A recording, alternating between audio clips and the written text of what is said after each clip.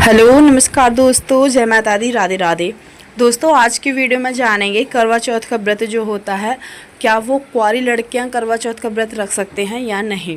दोस्तों करवा चौथ का व्रत जो है वो सुहागन महिलाएं तो रखती ही हैं अपने पति की लंबी आयु के लिए, लेकिन कुंवारी लड़कियां जो हैं वो भी इस व्रत को रख सकती हैं, या जिन कुंवारी लड़कियां भी रख सकती हैं या जिनकी शादी होने वाली होती है वो भी इस व्रत को रख सकती हैं।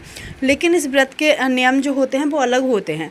जैसे कि सुहागन महिलाओं के व्रत के नियम अलग होते हैं और जो कुंवारी लड़कियां इस व्रत को रखती हैं उनके व्रत के नियम अलग होते हैं। तो आज इस वीडियो में वही आपको बताएंगे कि इस व्रत के नियम कैसे कैसे, अगर कुंवारी लड़कियां कोई भी इस व्रत को रखना चाहती हैं तो वो किस प्रकार से इस व्रत को रख सकते हैं। कुंवारी लड़कियों को जो है इस व्रत करने की अनुमति है, वो इस व्रत को कर सकती हैं, लेकिन उनको जो करवा चौथ के सारे नियम होते हैं वो फॉलो नहीं करने होते हैं। जैसे कि अभी करवा चौथ के व्रत हो गए, सुहागन महिलाएं तो जो हैं वो सरगी खा लेती हैं और जी चंद्रमा को अर्घ दे देती हैं। तो कुंवारी लड़कियों को जो है सरगी देने वाला कौन होता है, तो वो सरगी नहीं खा सकते हैं। दूसरा, वो चंद्रमा को अर्घ नहीं दे सकती हैं। तो इस प्रकार से कुछ नियम होते हैं जो अलग अलग होते हैं। तो जैसे कि कुंवारी लड़कियां हैं वो उनको क्या करना है कि सुबह करवा चौथ वाले दिन सुबह उठ जाएं, उठने के बाद में वो नहा धो के नए वस्त्र धारण कर लें। उसके बाद में दोपहर में जब उनकी मम्मी भाभी कोई भी व्रत रखती हैं तो वो उनके पास में बैठ के कथा को सुन सकती हैं, बैठ के जो है वो कथा को सुन सकती हैं और एक लोटा जल सूर्य देव को भी समर्पित कर सकती हैं।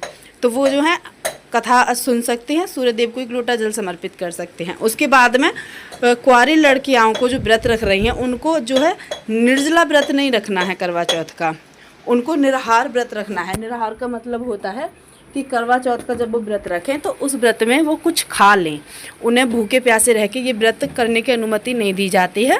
तो क्योंकि ये व्रत होता है, जैसे कि अभी हमने एक बार ये व्रत उठा लिया तो ये व्रत फिर हमें हमेशा ऐसे ही रखना होता है।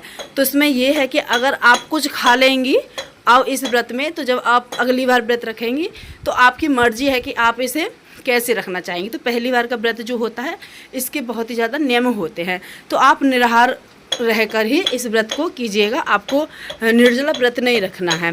साथ में जब आप शाम के समय जब पूजा होती है माता करवा चौथ की, तो उस समय पे आपको जो है पूजा नहीं करनी है।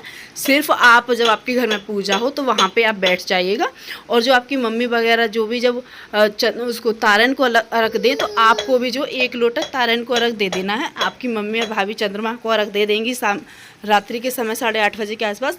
आपको चंद्रमा को अर्घ नहीं देना है, सिर्फ आपको तारन को अर्घ दे देना है। इस प्रकार से जो है आप व्रत रख सकते हैं करवा चौथ का। आपको जो सुहागन महिलाओं के जो रूल होते हैं वो फॉलो नहीं करने हैं। आपके लिए करवा चौथ माता के नियम जो होते हैं वो अलग होते हैं। जैसे कि आपको निराहार ही रह के ये व्रत करना होता है, क्योंकि अगर आप इस बार निर्जला व्रत रख लेंगी तो आपको हमेशा से फिर निर्जला व्रत ही रखना होगा। तो इसलिए आप पहले कुछ खा लीजिएगा, पहले जब आप व्रत को उठाएं तो पहले कुछ खा लीजिएगा। उसके बाद में फिर आपकी इच्छा होती है कि आपको किस प्रकार रखना चाहिए।